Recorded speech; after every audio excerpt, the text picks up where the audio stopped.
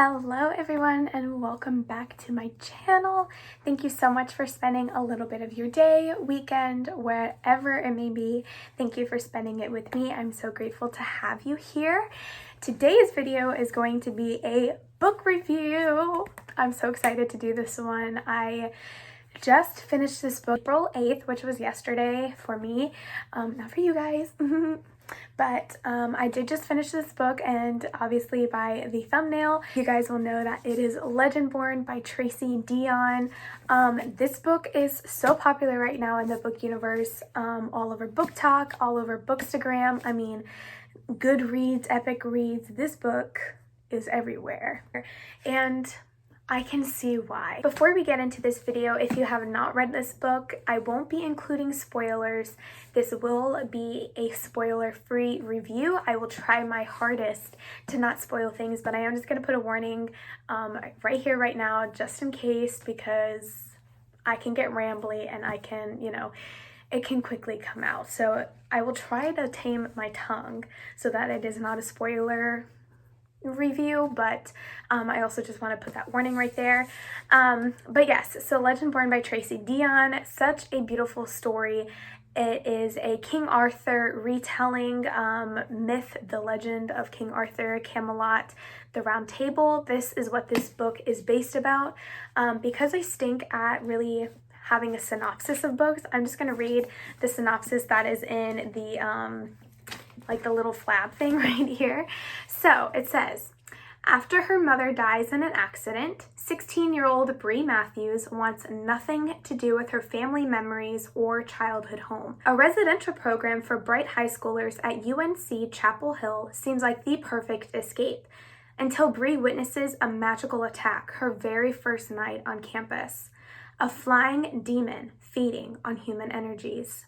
A secret society of so-called Legendborn students who hunt the creatures down, and a mysterious teenage mage who calls himself a Merlin and who attempts, and fails, to wipe Bree's memory of everything she saw. The mage's failure reveals Bree's own unique magic and a buried memory with a hidden connection. The night her mother died, another Merlin was at the hospital. Now that Bree knows there's more to her mother's death than what's on the police report, she'll do whatever it takes to find out the truth, even if that means infiltrating the Legendborn as one of their initiates.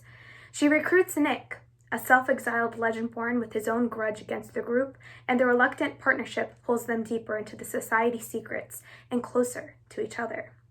But when the Legendborn reveals themselves as the descendants of King Arthur's knights and explain that a magical war is coming, Bree has to decide how far she'll go for the truth and whether she should use her magic to take the society down or join the fight. So, by that synopsis, that sold me. It definitely did sold me, and it was a really, really good book. However, there are some things that I do have to say about the writing in this book. As you heard from the synopsis, it was about the Legendborn world, about King Arthur, and it's a retelling of King Arthur. So obviously you might want to get familiar, just a little background. You don't have to, fully study it, but just a little background of King Arthur and Camelot and what that really means, like Lancelot and how they betrayed each other, and Merlin and everything. So definitely getting yourself familiar with the background will really help you understand this book a little bit more. But however, with the whole Legendborn thing, since it's, this isn't part of King Arthur's thing, that's why it's called a retelling, there is a lot of times in this book where it gets confusing and it gets really hard to understand with the certain vocabulary that is being used, because it doesn't really get explained fully. And that can be, some might overlook that, but for me, that's a really huge part. If you're going to name this book Legendborn, at least try to really understand, or have the readers understand, the whole world.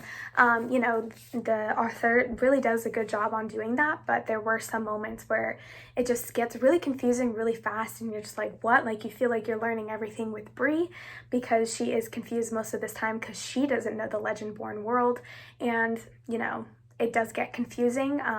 So definitely as the reader, you do feel like you're Bree because you're going through all the emotions that she is going through, which is such a beautiful thing to go through. I mean, this book does a wonderful description of about losing someone and going through the different stages of grief. You'll quickly, so this isn't really a spoiler, but you'll quickly see that I think in the first chapter where she had a before Bree and an after Bree surrounding her mother's death. So before Bree, you know, she was all bubbly and stuff like that, but the after Bree had a wall. It was hard for her to trust other people, and that is what we see with Bree. But it's also just so beautiful because if you read the author's notes at the end, the author Tracy Dion did say that this story really does stem off from a little bit of her own life because she lost her mother, and you know, she's all pretty much her generations have also lost their mother at a young age, and that is exactly what Bree goes through. She loses her mom at a young age. Her mom lost her mom at a young age, and it goes back generations and generations. Like in the synopsis, she does meet a Merlin, and his name is Sel Kane. So she does meet Sel. He's a Merlin, and Merlins have the ability to wipe memories out of her, which she quickly realizes that a Merlin was at the hospital that night that she found out her mother passed away. But she has this strange feeling that there's more to her mother's death than what she seems, or what it seems to be, because if the memories were erased for a reason, then there's something stronger in that. So we'll definitely see Bree unravel that, but not just by herself, but with Nick. Nick Davis is he's part of the lineage of King Arthur, and we get to see that as well, that play into effect, and how he doesn't want to be part of the legendborn world because he was grown up to be a scion of Arthur. He was grown up to, you know, anticipate that Arthur would call him and everything. So that was definitely interesting to see as well. This whole story is just really beautiful. Like I said, Bree and Nick, they do kind of have but they do have a chemistry together, and it is really, really beautiful to see, you know, everything go together, and their relationship is just so intimate and it is so beautiful, and I absolutely loved it so much. I mean, you just felt drawn into the relationship, and just like what the book says, there really is a connection between the two, like calls to like, and that part reminded me of Shadow and Bone. If you don't know the story of Alina Starkov in The Darkling, it always says like calls to like, and I mean, it is very true in this book as well. She also gets to have I wouldn't say that Sel and Bree have a relationship together, but it's very enemies to friends kind of trope, or enemies to I'm gonna protect you because I kind of can tolerate you now kind of trope. But it was really beautiful to see that kind of friendship as well. She also has another friend in here, Alice, who is a part of the LGBTQIA plus family. And so Alice is really amazing. We don't get to see much of her, but she is a really good friend towards Bree. I don't know why I can hold this. I don't have to hold this, but she is a really good friend to Bree, and she's really always there for her, and she's always making sure that she's okay, and she really watches out for her because she sees that Bree is slipping, and you know, she just wants her friend back, and she wants her friend to feel as normal as she can feel after losing her mom and going through that death. But there's a lot of things that unravel in this book that can be really confusing because there's not just one storyline about the legendborn. We are also going to be going into the legendborn world, but also going into Bree's world of learning more about her mother and her mother's death, and seeing friends from her mother's past and telling her more about things that Bree never even knew about. So we get to see so many things, so many storylines happening, and they can get really confusing sometimes, but if you just bear with the story, it is really, really good. Originally, I was going to give this book a 3.5-star read, only because it was hard for me to truly understand the legendborn world. It was hard for me to really connect with this book for a while, but after you hit the halfway mark, there's a lot of things that start to go down, that start to get really, really interesting, and they happen quick. Like, it happens quick.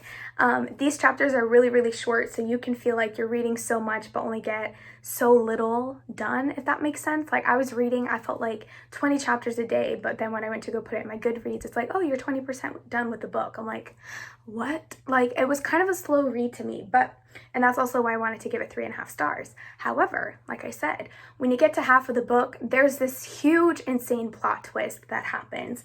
And it's not one, it's not two, but it's like 3 plot twists that happen.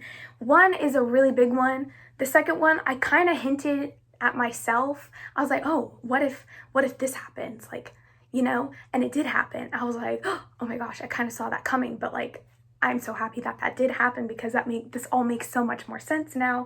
And then there's another small little plot twist as well, but it's also a really heartbreaking plot twist. But it is so beautiful, and it really did help me get going into the book because I got so invested into that plot twist. And I mean, it was crazy. Like it was absolutely crazy. And I'm so excited to see people react to that kind of plot twist. At the end of this book, it was set up to be a sequel or a duology or a trilogy. I'm not really sure where Tracy Deonn is going to go with this, but I'm really excited for the sequel and for the next part of the series. And I'm really excited for everyone else to read this book. If you have not already gotten this book, go buy it, go rent it from a library. You will not regret it. It is such a beautiful book. And I mean, I love King Arthur. Like I said, I love the myth, the legend of King Arthur and the Round Table. So seeing it in a never done before kind of retelling is so absolutely beautiful and so well done. And this book definitely, I think, deserved all the hype. Just bear with the book, be patient with it. It's not like all books where it happens so quickly and you just automatically get invested. It grows, it takes time, the storyline is building up. But once you get into that halfway mark, it happens so quickly and you don't want to put it down. So yeah, if you guys have read this book, please let me know in the comments below. If you think there are any books like this ones that you think I will enjoy, also please list them down below. If you would like to follow my Goodreads account and see all the books that are on my TBR or all the books that I will be reading currently, then you can definitely do that by clicking the link in the description. Next video, I think I'm going to be doing a reading vlog of me reading Red, White, and Royal Blue. So if you're excited for that, please give it a big thumbs up in the and subscribe as well to see that. And I hope you all have a lovely, lovely day and that you get to read this wonderful, beautiful, I mean, can we just appreciate the cover? Look at the cover. It is, look, it is so gorgeous, isn't it? Like, oh, she's gonna look so gorgeous over there. But anyways, if you guys like this video, please let me know and I'll see you all next time. Bye.